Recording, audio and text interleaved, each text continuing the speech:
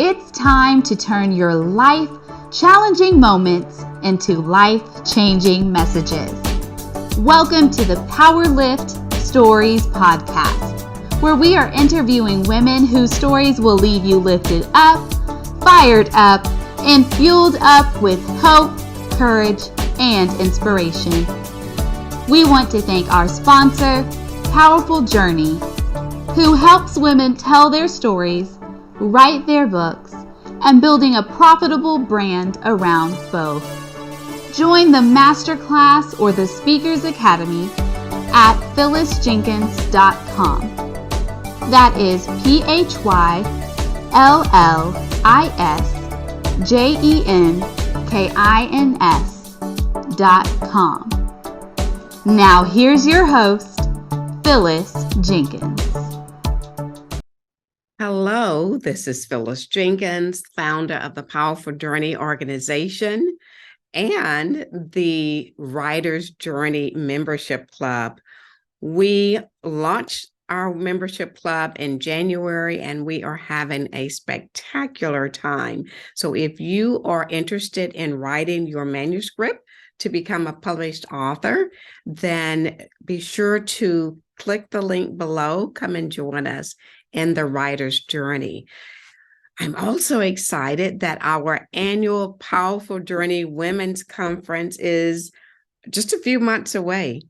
It is April 29th, and we are excited, my team and I, about the experience that you're going to have. Whether you attend in person or virtually, you are going to have a powerful experience. Our theme is, you know my name, but you don't know my story.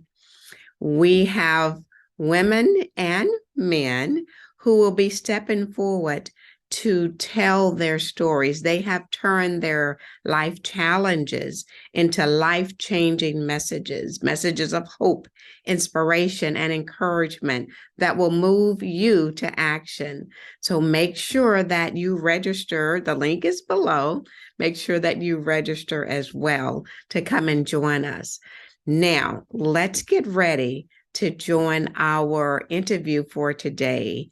It is with my friend, Dr. Terre Quinn. You are going to want to take notes because she shared a lot of golden nuggets for you to take away today. Be sure to subscribe. Hit the subscribe button and notifications so you don't miss any of our interviews that are coming up.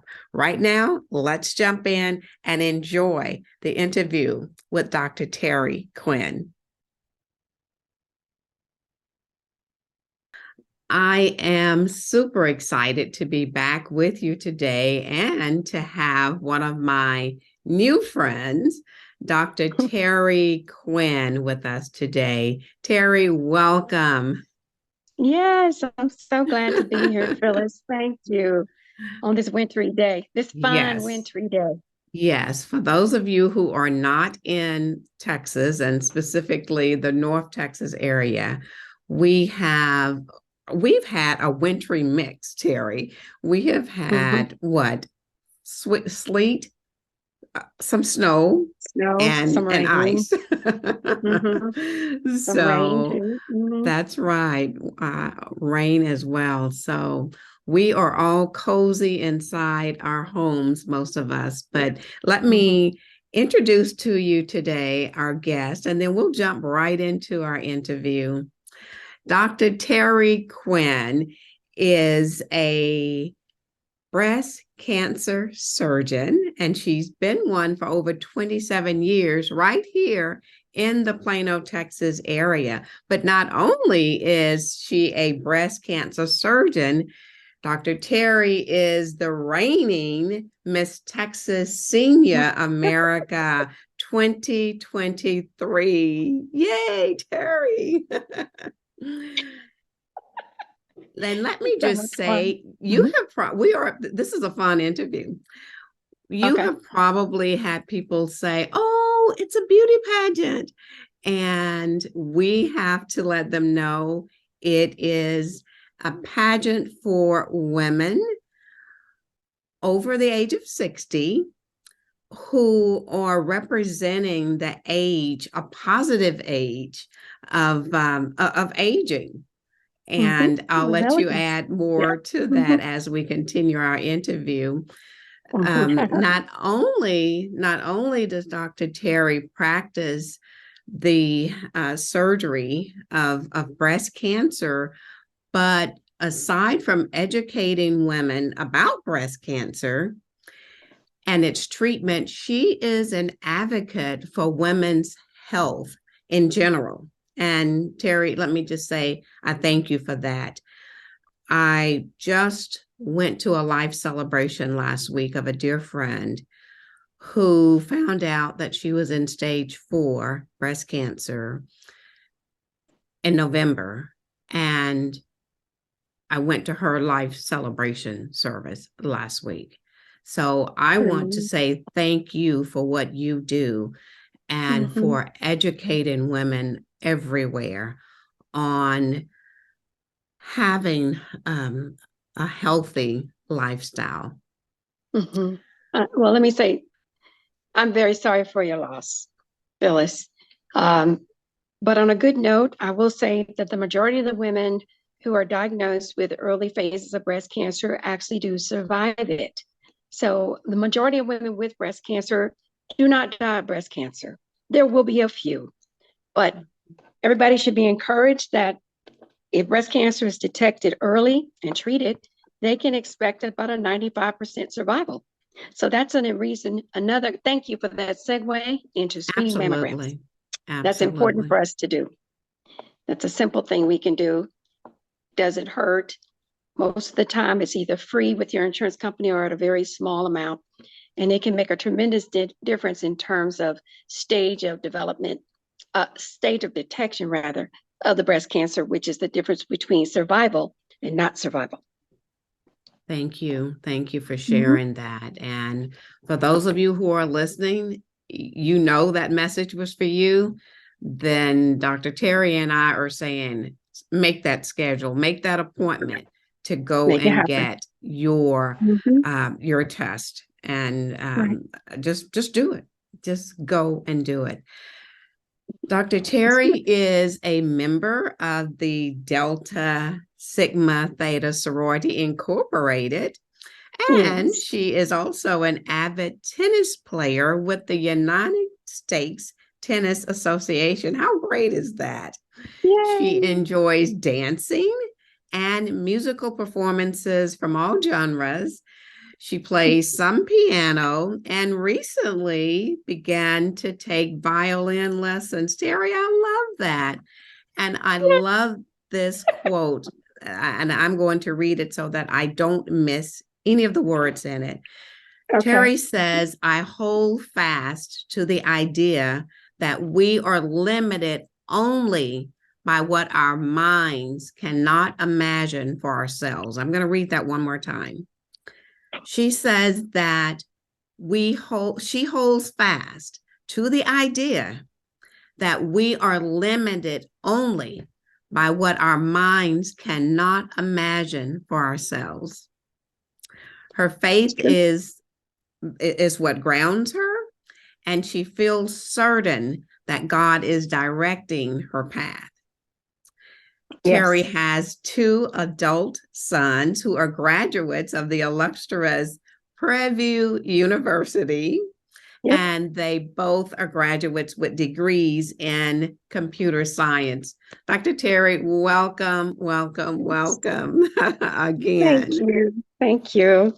And we're going to dive right into our interview. My first question to you is, if you were to give your story, your life-changing story, a title, what would that title be and why? I imagine that with all the years that I've lived, it appears that it's all kind of come down to one thing, one big thing, which is I was born, I believe, to take care of others. And I don't mean that in a cliche kind of way. I mean, medically, emotionally, physically, financially. I mean, in all those ways.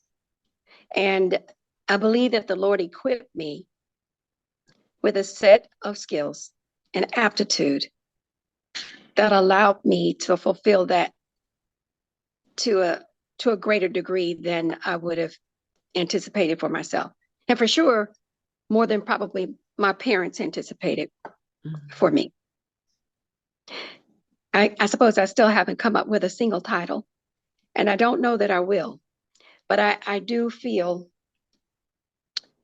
very strongly about the fact that so I'll just let me say a few things. First of all, I believe that life unfolds in phases, that there are seasons to our life. Mm-hmm.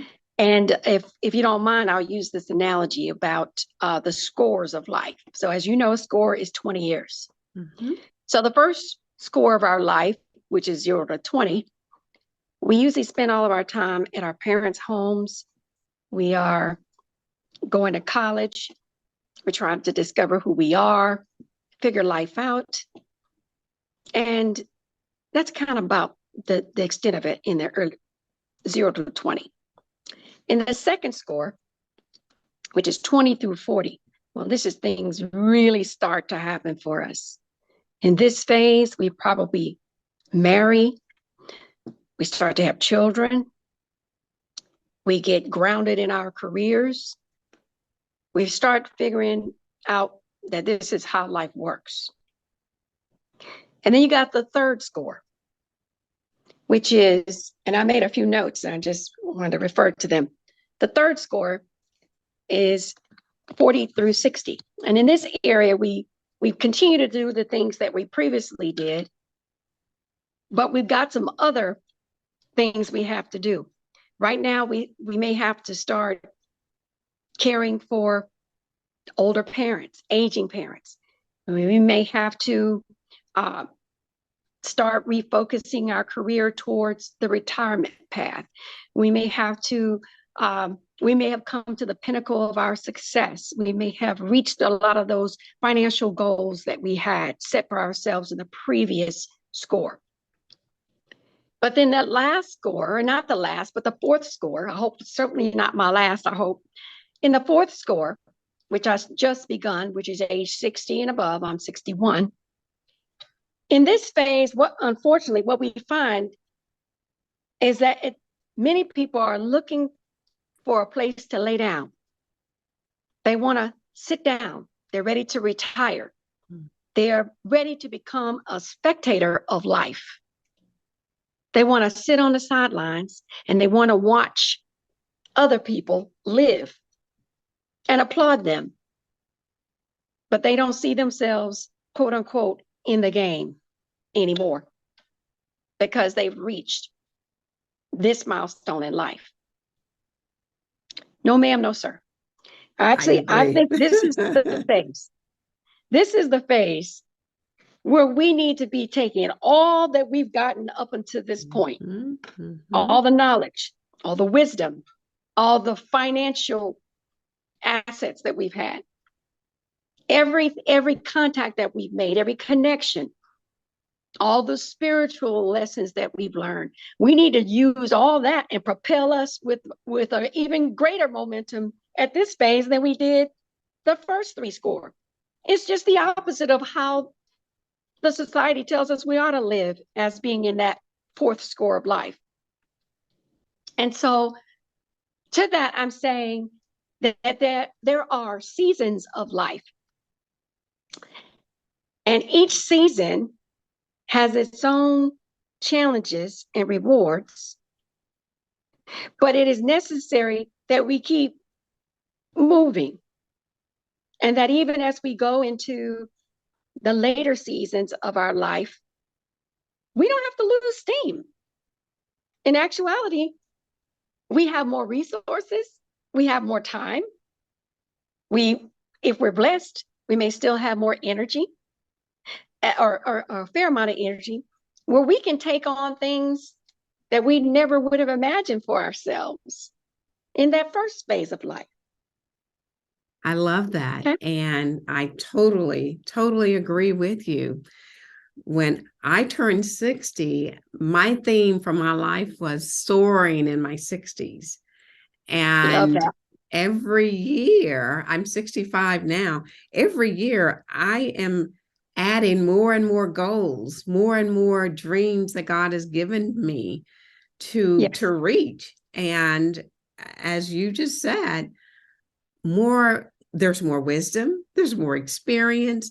I am fueled by all of that took place back before now to exactly. propel me forward. So thank you for sharing that. And there's somebody listening and watching today who needed to hear exactly what Dr. Terry just said to you. Don't let that message go past you. I want you And then to go ahead. I'm go sorry. on. I want you to chew and meditate on what you just heard and then be moved to action. Terry? So, occasionally I will listen to Focus on the Family, Mm-hmm. and everybody's probably pretty familiar with Chuck Swindoll. He's such a well-known Yes. speaker and so Yes. practical in his message. Um, I was listening on my way to work one day, and just in a deep state of thought, and he said that there are 2 days that everybody ought to be aware of in their lives. It was the day they're born. He says, and almost everybody knows that. They celebrate it every year. He said, but eventually they will come to know why they were born. Mm-hmm. And everybody needs to celebrate the day that they know why they were born. And as I was driving along, that's kind of when it hit me. I know why I was born. So the day that I knew why I was born was just when I was turning 60 that year, July 28th, 1961. 2021 is when I knew why I was born. Wow, that's If you powerful. were to okay, so if you were to zoom out from me, okay, so I'm a doctor, I'm a surgeon, but let's just zoom out one generation. My mother is a school teacher, my father was a policeman. Now zoom out one more generation.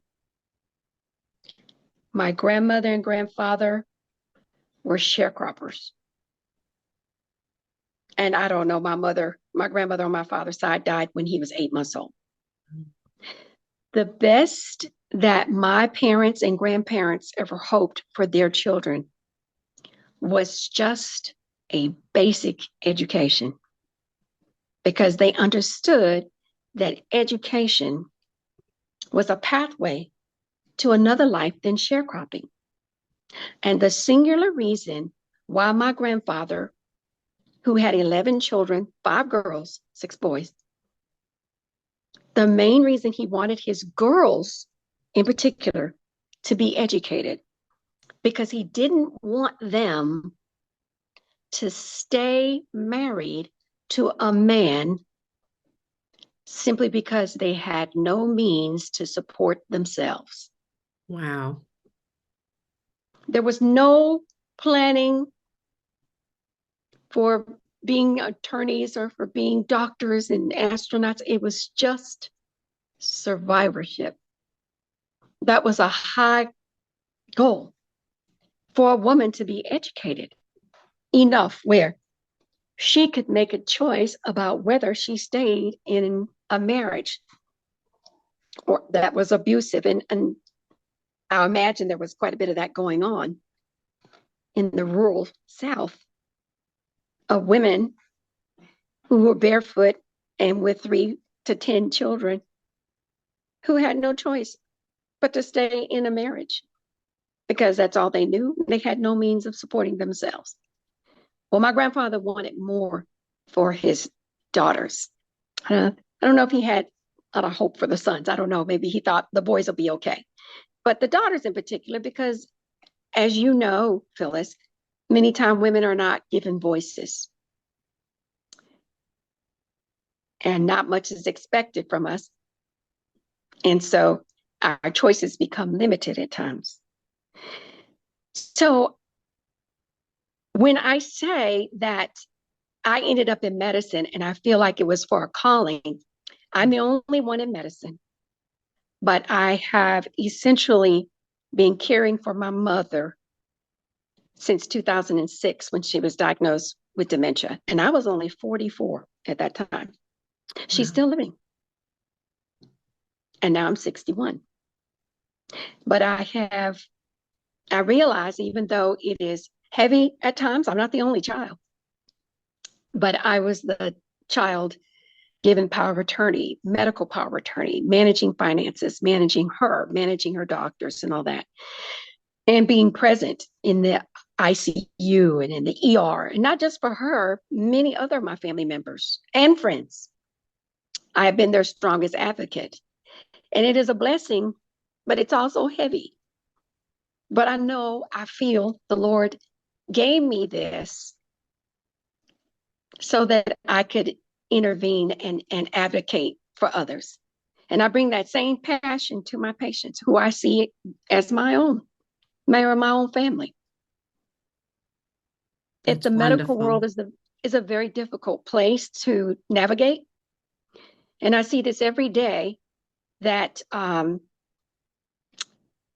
women don't get treated well, they don't get full explanations. There's an element of intimidation when they speak to physicians. There's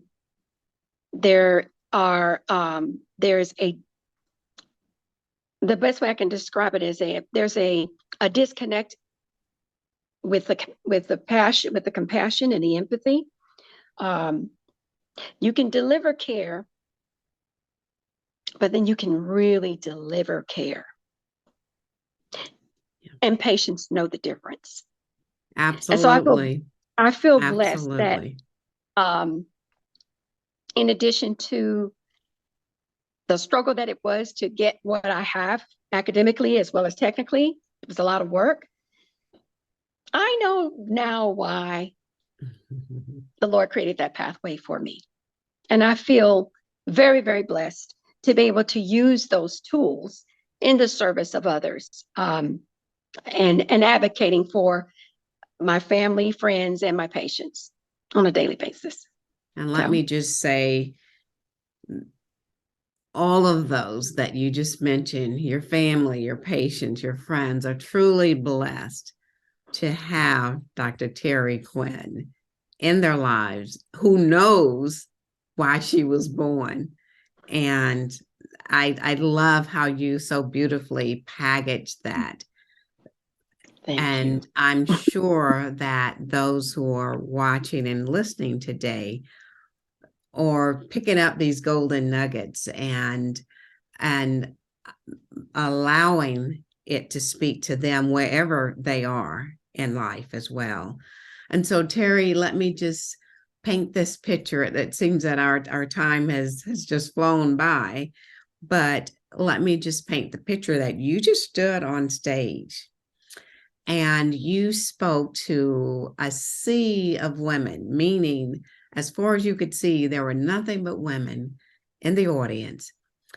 And they just stood to their feet and they gave you a standing ovation.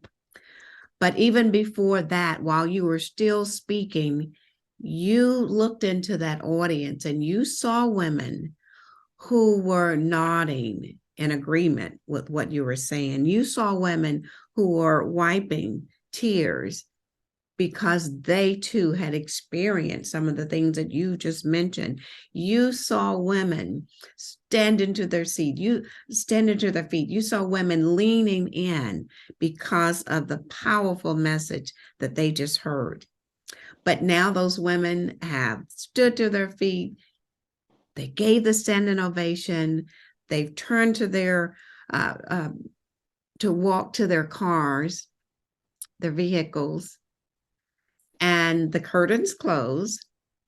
Now Dr. Terre prepares to go to your vehicle. What are 3 main points that you hope every woman walked away with? The one thing that I emphasize to the women that I come into contact with, sorry about the dog, That's okay. is I want every woman to know that she always has to be prepared to land on her feet. Then when we, and I'm going to quote Mary Kay, the makeup giant, that when we are young, all women need to do is be pretty. When we get old, we need cash. We need to be able to be prepared at all times to land on our feet. That's key. A lot of them fall under that. I guess another thing I've come to understand about women is that a lot of what we give endlessly to our communities, to our families, to each other, a lot we don't get back. That we've got to encourage each other, because we really don't get watered enough from outside sources. So there's a lot of power in the connectedness of women, because as many differences as we have, I promise you, we've got more of the same struggle than we don't. I'm certain of that.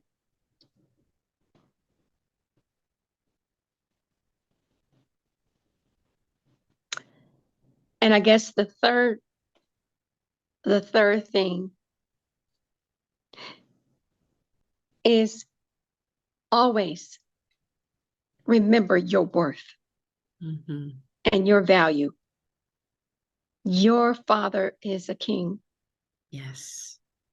We don't have to settle. We don't have to be comfortable with just okay. We don't have to. Christ died so that we can have life more abundantly. We should expect abundance in our life. We should look for it. We should embrace it. Absolutely. Absolutely. Thank you. Thank you for your message. Thank you for the 3 points that you're leaving with everyone. And I'd like for you now to share, especially with women who might need your services, share how they can contact you. But not only that, you're on social media. How can our audience follow you? Well, I am locally, I'm here right in town at the Presbyterian Plano Hospital. And I am searchable by DrTerre, DrTerre. And my last name is Quinn, but you can find me under Quinn or McLaughlin, my former name. And I'm also on social media as DrTerre. You can follow me there. And I look forward to seeing you in my office if you need my services. I not only do breast cancer, but I do have consultations for women with other diseases of the breast or concerns of benign entities. I don't do any plastic surgery, like lifts and things like that, but I've got people that I have great confidence in that I could put you in touch with. And just want to let you know my services are available. You're worthy of being treated well, and we will always treat you with respect. And I'm sure they're walking away today saying, yep, we certainly agree. We feel everything that you've said today. And let me just say to our audience that I told DrTerre when we got on that this was going to be a conversation as if we were sitting across from each other in our living rooms. So when the dog came in and started barking, I'm not going to edit that out of this. We are going to, that's it. Well, that's a part of everyday life. And so welcome to everyday life. Yes. We love it. And again, Terry, thank you so much for being here today. Let me say that we will be going to the national to cheer Dr. Terry on as she competes for the next leg of the Miss America, Miss Senior America pageant. So we will be cheering her on for that. And Thank you, we wish you well and in everything that God has in store for you and has planned for you to do, as you are such a blessing to others. So Dr. Terry, thank you again for being here.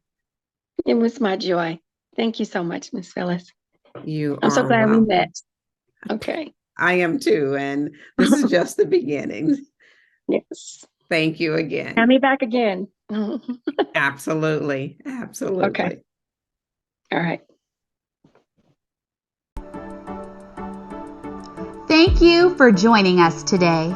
If you are interested in being on the show, go to phyllisjenkins.com. You can also sign up for the Powerful Journey Masterclass or the Speakers Academy at phyllisjenkins.com.